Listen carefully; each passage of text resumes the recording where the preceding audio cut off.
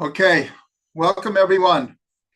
We are starting a new series tonight, the life and teachings of the Baal Shem Tov. I am quite excited about this because any teacher really teaches because they love to learn. And so I myself wanted to get much deeper into understanding the Baal Shem Tov, his life, but even more important, his teachings. So we are going to start tonight. My assessment is it will not be a short series because the entire Hasidic movement and all of the teachings of Hasidut and the huge impact that they've had on the world are all coming from the Baal Shem Tov. I'm not sure what you mean by, am I recording? I'm recording on YouTube. Oh, yes. Thank you. I'm going to start again.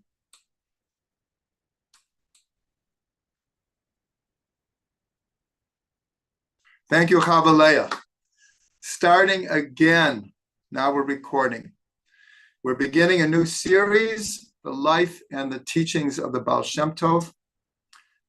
I assess that it will not be a short series, in as much as the incredible influence of the teachings of the Baal Shem Tov on the Hasidic movement, but in Jewish life in general.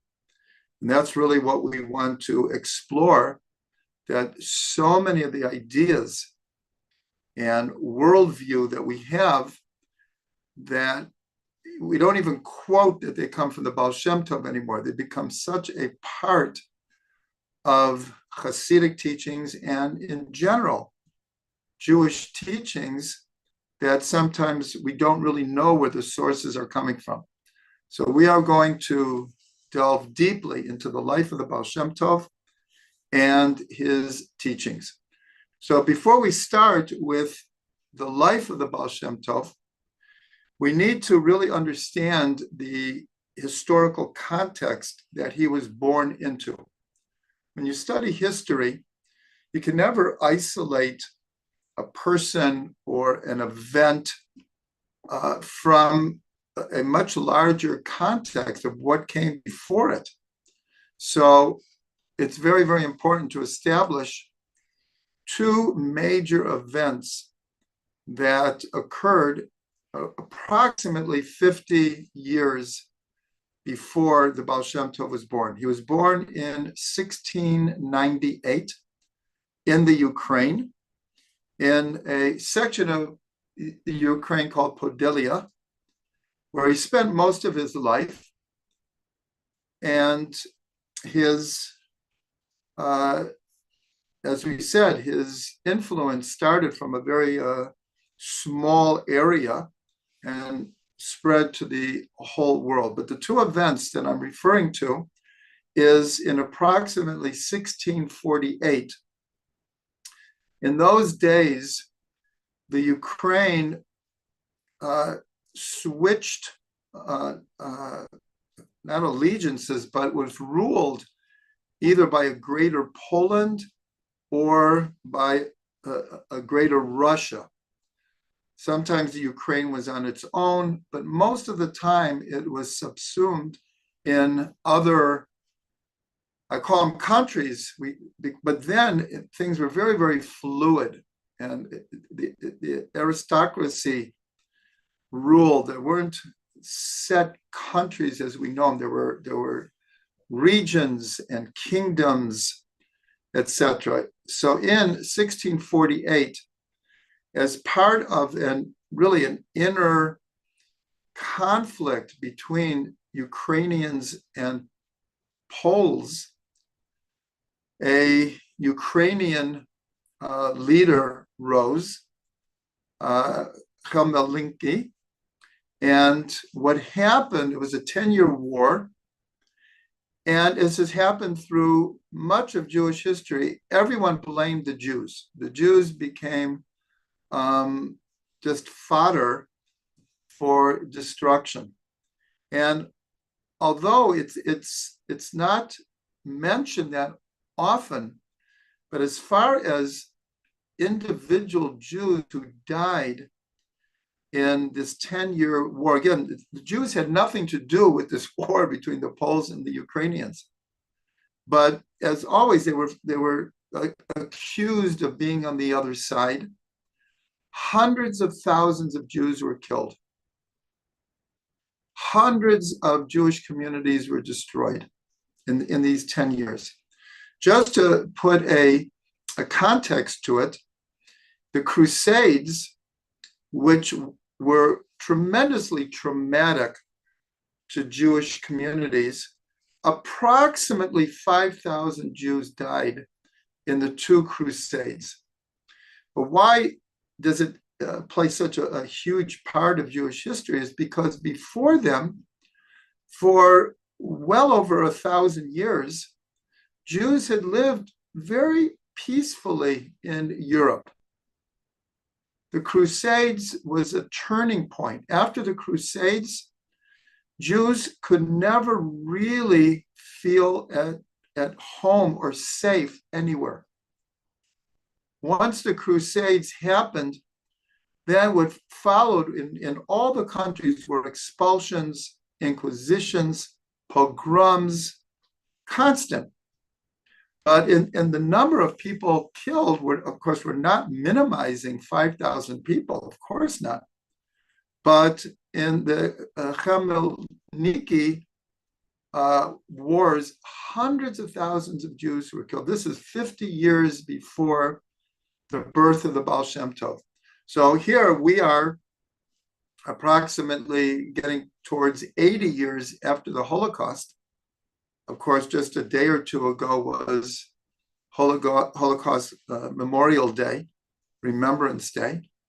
And we know very well, especially after October 7th, that the shadow of the Holocaust still is very, very present in not only Jewish history, but present Jewish consciousness.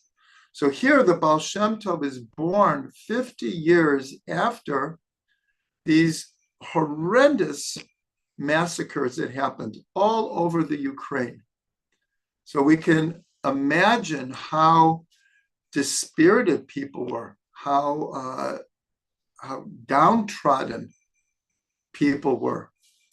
The second major event that happened also, really only 40 years, approximately 40 to 45 years before the Baal Shem Tov, was the fiasco with the false Messiah, Shabbatai Tzvi.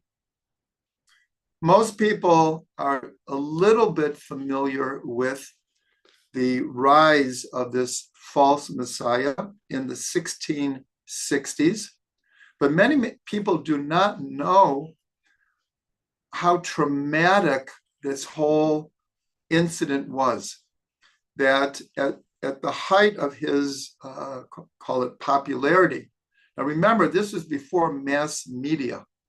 Everything was word of mouth. And because people were so desperate for redemption, the news that a possible Messiah was present spread like wildfire through the Jewish world, and people bought into it, mostly out of just desperation. Again, there was no videos, there was no mass communication. It was just word of mouth that a Messiah had come and was going to lead Jews back to Israel. Well, because of their desperation, a majority of Jews really felt this was about to happen. And so when Shabbatai Tzvi was arrested by the Sultan of Turkey, and then given a choice of either die or convert to Islam, to the shock of the Jewish world, he converted to Islam. Despite that, the followers of Shabbatai Tzvi, most of them left him, were totally traumatized, but a not small amount held on to their belief that he still was the Messiah. This was just some passing obstacle, that he still would reveal himself and create the Messianic era. And these small groups went underground. And again, the Baal Shem Tov is born 45 years after this. So both of these events were incredibly traumatic for the Jewish people. And that is the atmosphere into which the Baal Shem Tov is born. Again, he's born in 1698. His parents were Eliezer and Sarah. And it only became clear to him later, they were part of a hidden society called the Hidden Tzaddikim. This is very, very important to the whole story of the Baal Shem Tov. Is that at the time, there was a group of hidden tzaddikim. Now we have to clarify that we know from the Talmud and Jewish tradition, the idea of 36 hidden tzaddikim in every generation. This is not the same as the hidden tzaddikim of the group that the Baal Shem Tov's parents were part of. It sounds the same, and in a certain way, many of them might have been the 36 hidden tzaddikim, because these were a group of people who were somewhat estranged from the Jewish religious aristocracy, because, and this is another very important context, that the Jewish people were quite divided, not politically, but according to how much Torah you knew. And so there was a class of scholars, and they were great people, very knowledgeable, very pious, but there was almost a complete disconnect between this group of scholars and the vast majority of poor Jews who had to work very, very hard under incredibly difficult situations just to maintain get the bread on the table. And so they were quite sincere and pious Jews, but they were in a certain way very unlearned and, we'll call it, unsophisticated in their Judaism. And so this group of hidden tzaddikim, they, in a very hidden way, they did not announce anything. There was no big news about them, but they took upon themselves, in a certain way, you could call them like a kiruv movement, where they took upon themselves the task of reaching out and trying to educate and draw close Jews who, for reasons of not their own choosing, just did not have educations. Many of them had to work as children and didn't even have the luxury of getting beyond a few years of learning Hebrew and learning the basics of Jewish life. When the Baal Shem Tov was 5 years old, his father passed away. And this is a very, very famous teaching within the Hasidic movement of his last words to the Baal Shem Tov. And the two that are quoted most is, he knew, his father Eliezer knew he was dying, and he told the Baal Shem Tov that I am not going to be able to raise you. So I want to give you over the two most important things.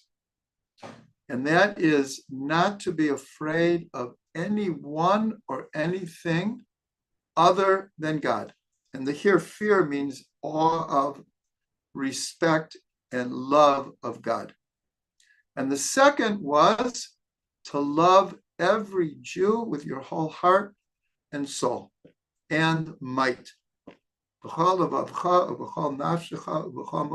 Just like we say of loving God, he gave over to his young son. By the way, the Baal Shem Tov's name was Yisrael. Yisrael ben Eliezer. His mother's name was Sarah. And there are other less quoted ideas that he gave over to the Baal Shem Tov.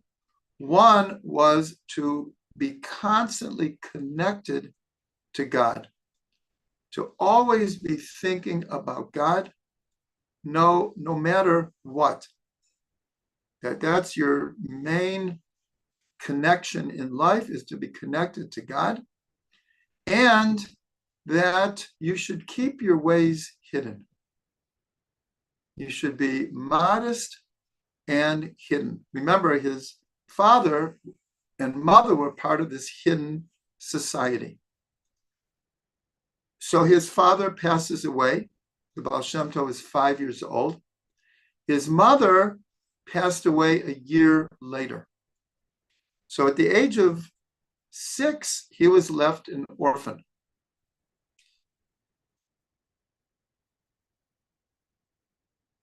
The town where he grew up, there were many orphans.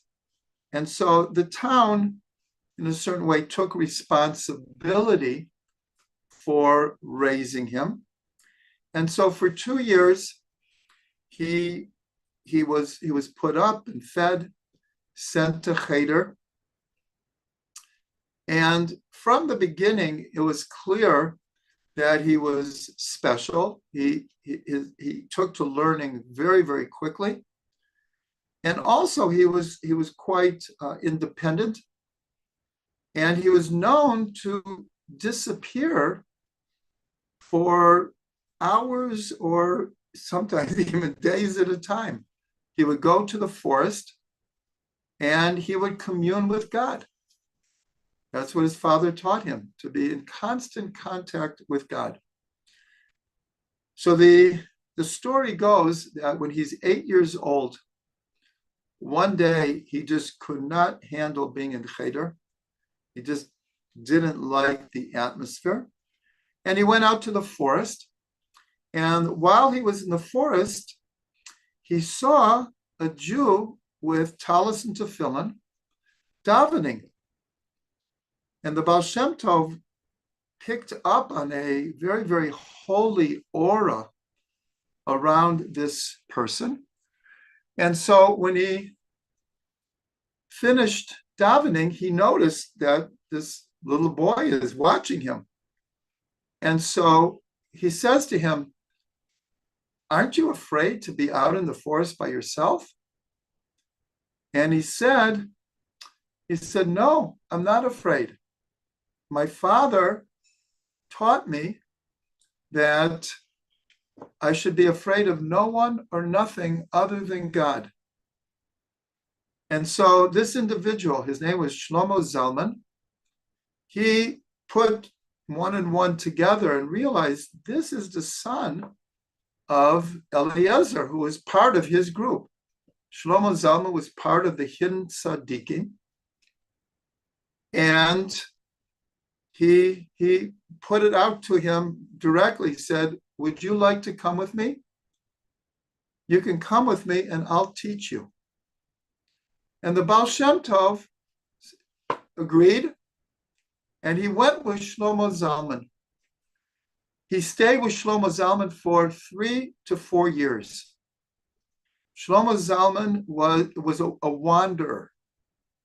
He wandered from place to place. And as part of his agenda of the hidden tzaddikim, no one knew what a great person was, but he went from town to town and he befriended people. And he taught people in a very modest way. And he reached out to them and he shared their concerns. And he taught the Baal Shem Tov. He began to reveal to the Baal Shem Tov not only the revealed parts of the Torah, but the more hidden parts of the Torah as well. The Baal Shem Tov picked up on this very, very quickly. After these 3 or 4 years, Shlomo Zalman said to the Baal Shem Tov, I want to take you to someone else who will teach you even more than me.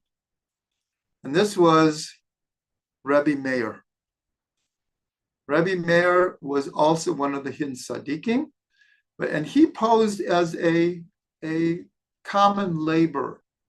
No one had any idea how knowledgeable he was. He did all kinds of menial tasks, and everyone looked at him like that. But he raised the Baal Shem Tov for another 3 or 4 years and began teaching him the deeper aspects of Torah, as well, of course, as the revealed Torah. So this brings the Baal Shem Tov to almost 16 years old. He is bar mitzvahed in the under the care of Rebbe Meir, and Rebbe Meir then reveals to him the whole existence of the hidden tzaddikim, and that his parents were part of this group as well. But the Baal Shem didn't learn about this till he was around bar mitzvah time. And so at that point, the Baal Shem Tov is made part of this, this hidden group of tzaddikim. Excuse me. At age 16, I didn't mention, the Baal Shem Tov is born on Chai Elul, the 18th day of Elul, meaning 12 days before Rosh Hashanah. This date, as we'll see, plays a very, very important part in the life of the Baal Shem Tov. So when the Baal Shem Tov is 16 years old, he's now been part of these hidden tzaddikim. He is learning all of the time. He's truly a great scholar, and he's already very attuned to the whole Kabbalistic tradition. And plus, from the time he was 5 or 6 years old, he forged his own relationship with God. We call it now Hit Bodedut. This is where Rebbe Nachman really gets the whole idea of Hit Bodedut from his great-grandfather, the Baal Shem Tov. And so when the Baal Shem Tov is 16, we have to understand what a level he was on at this point. At age 16, on his birthday, Chai Elul, Eliyahu and Navi appears to him. He had actually been in the presence of Eliyahu and Navi a number of times as part of this hidden group.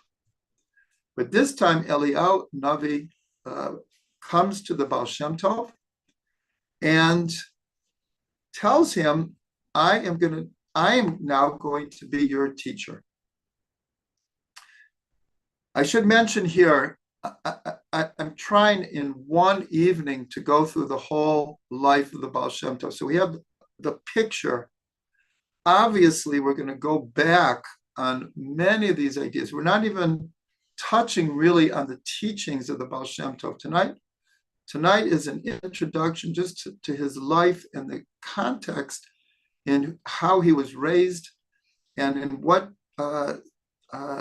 context of history he comes on the scene.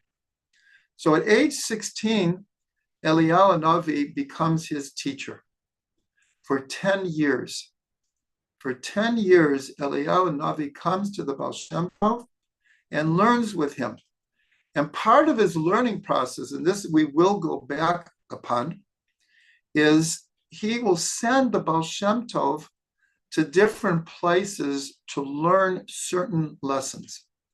This is very, very fascinating, because when we delve into the teachings of the Baal Shem Tov, in certain instances, we will recall the actual stories or incidences where the Baal Shem Tov learned how to be the way he was and how to teach what he taught. That is not for tonight. You can imagine, for 10 years, Eliyahu Navi is teaching the Baal Shem Tov. As part of his growing process, he becomes aware of more of the history of this group of the hidden tzaddikim. They had been in existence for, I don't know the exact number of years, but there were 3 Baal Shems before the Baal Shem Tov, Yisrael Baal Shem Tov. The first one was Eliyahu Shem Tov. The second one was Yoel Shem Tov. And the third was Adam Shem Tov. And the fourth was Yisrael, our Baal Shem Tov. Shem Tov simply means the good name. Baal means the master of the good name. And before the Baal Shem Tov, the term Baal Shem referred to someone who was very, very Kabbalistically oriented and was a healer, could heal not just spiritually and psychologically, but also physically. And this entailed a tremendous knowledge of herbs and the natural world. So the term Baal Shem comes before the Baal Shem Tov. And so these were the 4: Eliyahu, Yoel, Adam, and the Baal Shem Tov. The leader before the Baal Shem Tov was Adam Shem Tov, and he was from the Ukraine. And for various reasons, he actually moved very far away and lived near Vienna, which in those days was quite a distance. But it wasn't just in the Ukraine where the hidden tzaddikim were. So Adam Shem Tov had a manuscript, a very, very secretive manuscript, which had many, many hidden teachings. And at one point, he told his son that his days were coming to an end. And he knew already, either prophetically or from being in contact with the other hidden tzaddikim in the Ukraine, that our Yisrael Baal Shem Tov was destined to become the leader. But it wasn't time yet.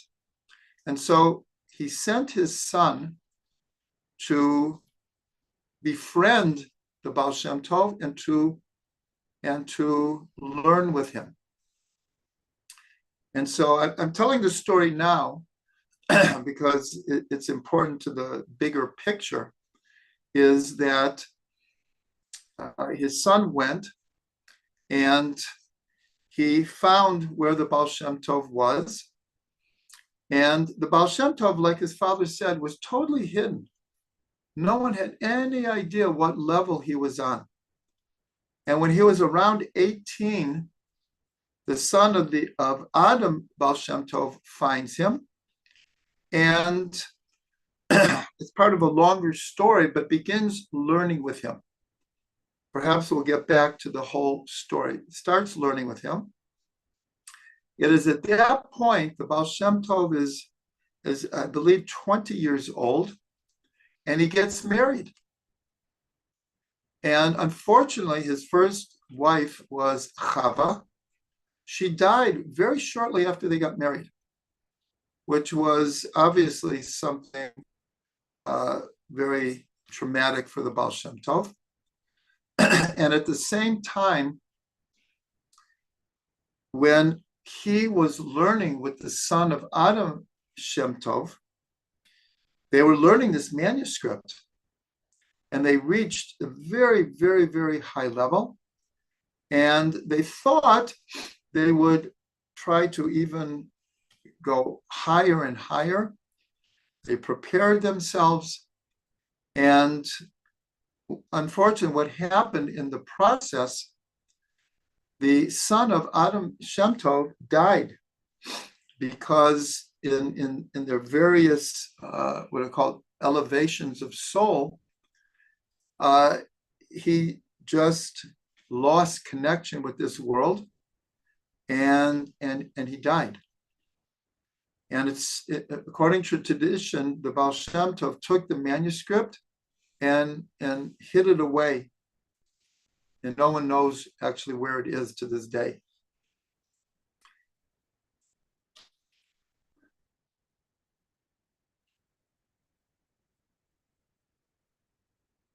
You just give me a second here. Okay, now,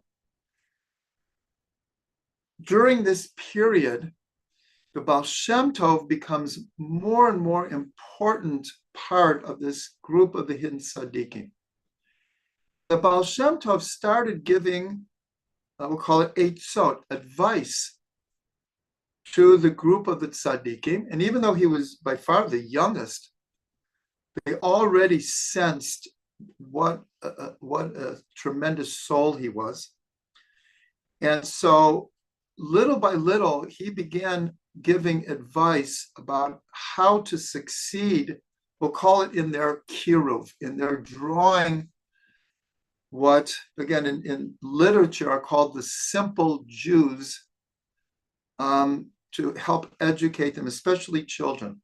The Baal Shem Tov had a very, very warm part in his heart, but also part of his agenda was we have to teach the children. We have to get to the children while they're young. And so the Baal Shem was very instrumental in having the group of hidden tzaddikim going from village to village, helping set up, in Hebrew, gan yeladim, chedarim, little yeshivas for young children. And not only to teach them, but to infuse them with enthusiasm, with excitement for being Jewish. We have to constantly remember how downtrodden the Jewish people were, how poor, and in general, how uneducated they were, which didn't make them any less loyal to their Judaism. And this is one of the teachings we will return to, that Eliyahu Navi wants the Baal Shem Tov to learn how important and how holy and how valuable every Jew is, and it doesn't matter how much they know. And this is one of the most important things that Eliyahu Navi teaches the Baal Shem Tov, to do exactly what his father said, to love every Jew with your whole heart, your whole soul, and your whole might. So the Baal Shem Tov is rising in authority in this group of tzaddikim, to the point where he's made one of the three main leaders. And so, just to return, Eliyahu Navi is teaching him till he's 26. His first wife dies, and it's a very, very important part of the story. And I'm just looking at the time, we'll have to get back to it, but he marries again. He marries into actually a very, very educated important family in the city of Kitov. And it happens because, and now I'm going to add another important part. This whole time, the Baal Shem Tov is very, very hidden. But what happens is he goes from place to place, and inevitably, because he wants to help people, he is on the slide, he's healing people, he's teaching people how to daven. He'll be in a place, and he'll be in, let's say, in the Beit Knesset at night when he thinks no one is there. And so someone is going to pass by the Beit Knesset, and they see this light emanating from the Baal Shem Tov that he hides during the day. And so what happens is the Baal Shem Tov is starting to be known by individuals, and sometimes he'll stay in a place for a while, but as soon as he's getting too known, he moves. He moves. And we have to say, we'll go back over the story, but again, his new wife, her name was Hannah, from a very, very important family, agrees to marry him. He reveals to her who he is and what his agenda is, and in truth, how hard their life is going to be, because he comes off as just a manual laborer, and through his brother-in-law's shock, she agrees to marry him. He does his best to talk his sister out of it. He thinks the Baal Shem Tov is an ignoramus. And this will be part of the story that we will return to. So with his wife, they go from place to place, and she is an incredible tzaddikus.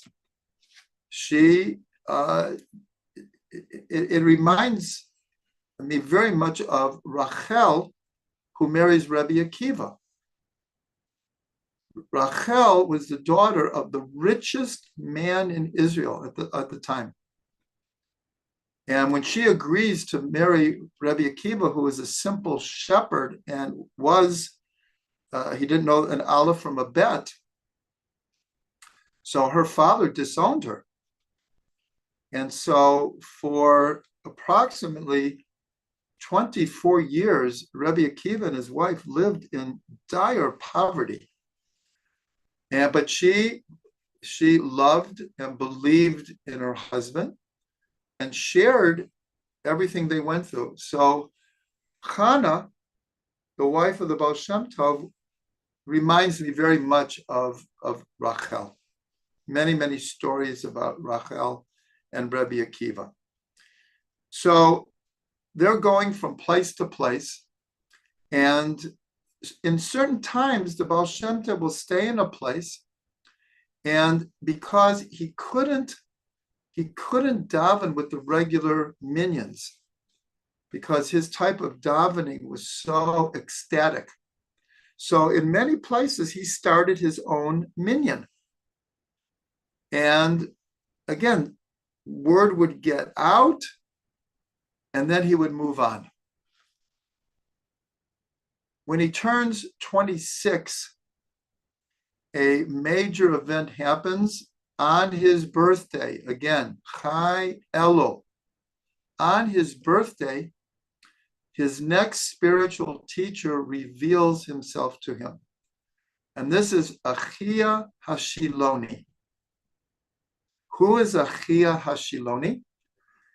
He is in the Tanakh. He's in the book of Malachim. He was the teacher of Eliyahu Navi. So here it's significant because from age 16 to 26, the Baal Shem Tov's major teacher is Eliyahu Navi.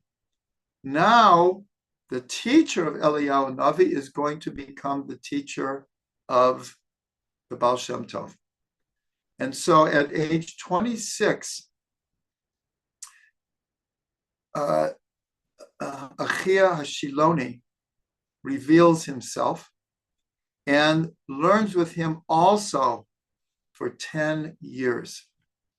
And they begin with Bereshit bara Elokim et Shemaim ve'et haaretz. And 10 years later, on his 36th birthday, they finish the last verse in the Torah. They go through verse by verse and learn it in its complete depths. But just like Eliyahu Navi, Achia Shiloni will send the Baal Shem Tov out to learn different lessons or to do different tasks. And this continues for 10 years. The whole time, he and his wife are moving from place to place. They have 2 children. They have a son and a daughter. His son is Tzvi, and his daughter is Udal. We will return to these children in the history of the Baal Shem Tov. But again, because I want to kind of get through the whole picture in one night, on his 36th birthday, Achia Shiloni comes to the Baal Shem Tov and says, "It is now time for you to reveal yourself." This could remind us very, very much of after approximately 20 years of Eliyahu Navi learning with the Arizal. He comes to the Arizal and says, "You now need to go to Tzfat, and it's not so much reveal yourself, but you need to begin teaching." The Arizal did not want to do this. And Eliyahu Navi said, in essence, you only have to teach one person, Rabbi Chaim Vital. You will teach him and he will reveal your teachings to the world. And the Arizal was convinced and he moved to Tzfat for 2.5 years. Rabbi Chaim Vital convinced the Arizal to take on approximately 20 to 25 students. That's all the Arizal ever had. Though when he went to Tzfat, everyone saw his greatness. That was revealed. Everyone in Tzfat understood who the Arizal was, but he really only had around 25 students and really only one primary student. So here, Achia Shiloni tells the Baal Shem Tov, it's time for you to reveal yourself. It took the Baal Shem Tov over 3 months of conflict because he wanted to stay hidden. He felt that was his role, and especially as part of this society. But Achia Shiloni convinced him that this was his destiny, that all of his teaching and Eliyahu Navi's teaching and all of the efforts of the hidden tzaddikim was for him to now reveal these teachings in the world. This, of course, is a landmark in Jewish history, is the Baal Shem Tov is now going to reveal everything that was taught to him and really spread the teachings to the entire world. And after 3 months, the Baal Shem Tov agrees that he will have to be revealed. And what happens is, I'll just tell this incident. At this point, the Baal Shem Tov and his wife moved back to Kitov.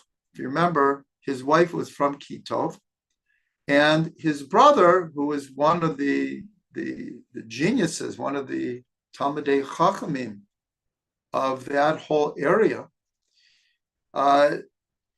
actually they went back around 2 or 3 years before that, and even though he was terribly embarrassed about his brother-in-law, he arranged to rent out an inn, and he and his wife ran this inn. His wife did most of the work, but the Baal Shem Tov was an accomplished shochet, and so he would prepare the meat for the guests, and he would prepare the beds, and he'd clean up. Again, no one knew who he was.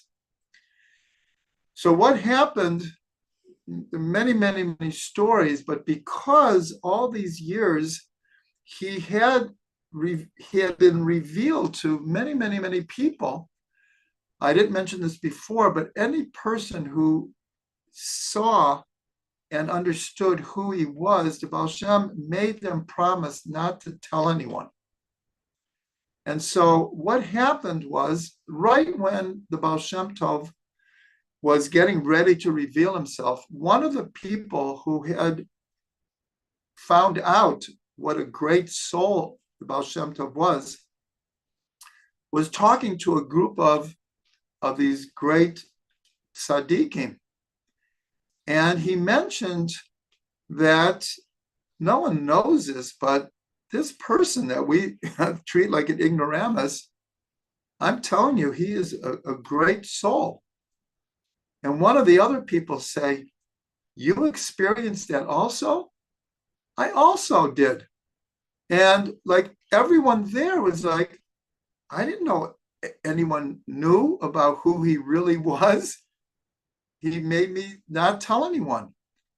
And so they realized, oh my gosh, we missed this the whole time. And at that point, they revealed to the Baal Shem's brother-in-law as well. And what happened is that they said, we have to go to the Baal Shem Tov and we have to acknowledge who he is. Now, they don't know about this whole thing of Achia Shiloni and that it's time for the Baal Shem to reveal himself. So these two incidences kind of come together. And they come to the Baal Shem Tov and they sit under a tree, and the Baal Shem Tov starts openly to teach them. And of course, this is the turning point. This is the turning point. Part of this also is he is officially made the leader of the hidden tzaddikim. So all of this is like coming together. I took a long time to get to his 36th birthday, but what happens after this is what we are going to explore in great depth is, what did he start teaching? What were the messages the Baal Shem Tov was giving over? And so this is really what we will be spending our time with. We will reveal some of the stories of the Baal Shem Tov. There are many, many, many stories. There's a saying that says like this. I'm not sure who the source is. I'll try to find out. But it's a well-known saying that says, if you believe all of the stories that are told about the Baal Shem Tov, you're an idiot. But if you don't believe them, you're a fool. So what does this mean? It's one of those paradoxical statements. What it means is it's not 100% clear if every single one of the stories of the Baal Shem Tov happened the way that they were finally written down. But what it is saying is anyone who doesn't accept that the Baal Shem Tov was on a level that many or maybe even all of these stories could be true or were true, then you don't understand the Baal Shem Tov and you're a fool. So that's an important idea. The Baal Shem Tov lives to be 62 years old. That means for approximately 26 years, he was revealed. There is a story that's told that, and we're going to go into the reincarnations of the Baal Shem Tov. Another, What souls make up the soul that we call Yisrael Baal Shem Tov? That we will get into. But there's a story that when the soul of the Baal Shem Tov was in heaven, and he was told, in a sense, what he was coming in the world to do, he said, I won't come into the world unless I have 60 students or 60 warriors around me. This is based on a verse in Shir HaShirim of Shlomo HaMelech. We had 60 warriors surrounding him. And so in his lifetime, he had a tremendous impact, but it was mostly on the individuals who then carried on his teachings. He became known far and wide as a miracle worker, as a healer, as a great soul. But most of his influence came through, we're going to say, these 60, through his close students, who then were so dedicated to the Baal Shem Tov and his teachings that they spread these teachings until they spread like wildfire through all of the Jewish world, really. I mean, specifically Europe and Russia and the Ukraine. That within a short amount of time, Hasidut had spread everywhere, and its influence, of course, is so prevalent today. And I would say, I'm not comparing numbers. There are many groups of Hasidim that have hundreds of thousands of Ger Hasidim, Breslovers, Bells, and many, many other groups, of course, Chabad, but probably the group that is most instrumental in spreading the teachings of the Baal Shem Tov is Chabad. Chabad is very, very attached to the source of the teachings coming from the Baal Shem Tov. In many, many Hasidus, you don't see the Baal Shem Tov even mentioned that often, because his teachings became so, we'll even call them mainstream, that people don't even mention the Baal Shem Tov said this or said that, or these teachings come from the Baal Shem Tov. In many circles of Chabad, they're still very, very careful. Rabbi Ginsburg is very careful to quote directly from the Baal Shem Tov. So the Baal Shem Tov lived for 26 years after his revelation. And we will, of course, get to the teachings and what happened, including the pushback that during his lifetime, the whole Hasidic movement was put in cherem. There was a ban against being part of the Hasidic movement. This had an effect for many, many years, close to 100 years or more. There was tremendous tension between the followers of the Hasidic movement and those that did not follow the Hasidic movement. Little by little, the incredible tension and really opposition started to fade. In a certain way, philosophically, it still exists, but to a far less degree now. And in most cases, it's negligible. So the way I want to end this class is I just want to show everyone some of the sources. This is not all of the sources, but some of the sources that I'll be using. So I'm not doing this in any particular order. So the first one is called The Light and Fire of the Baal Shem Tov from Yitzhak Buxbaum. This is the book. I'm sure you can get it on Amazon. It is a phenomenal book. And it's all sourced. Everything is sourced where it came from, previous books that it came from. So anyone who wants to follow this series and really delve into this, this would be a great purchase. Again, The Light and Fire of the Baal Shem Tov by Yitzchak Buxbaum. Again, this is in no order.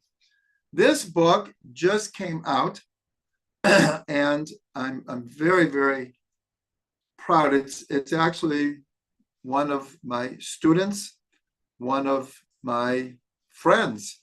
His name is Rabbi Micha Hyman, and he just came out with a book. It's called Sharei Habal Shem Tov.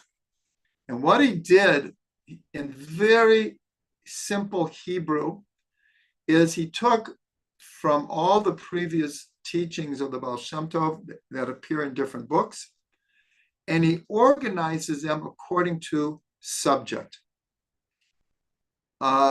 What the Baal Shem Tov said about different things, because all the previous books are just a record of what he said. There's no organization per se. So this book I will be quoting a lot. And again, he quotes all of the sources. Here is one of my books, Return Again. If anyone looks at the end, in like 3 or 4 pages, I tell the soul history of the Baal Shem Tov. Very, very fascinating. We will get to this. Return Again, The Dynamics of Reincarnation by yours truly. This is a very important one. This is called Baal Shem Tov Ala Torah. This is a book that someone took all of the teachings of the Baal Shem Tov and organized it according to Parsha.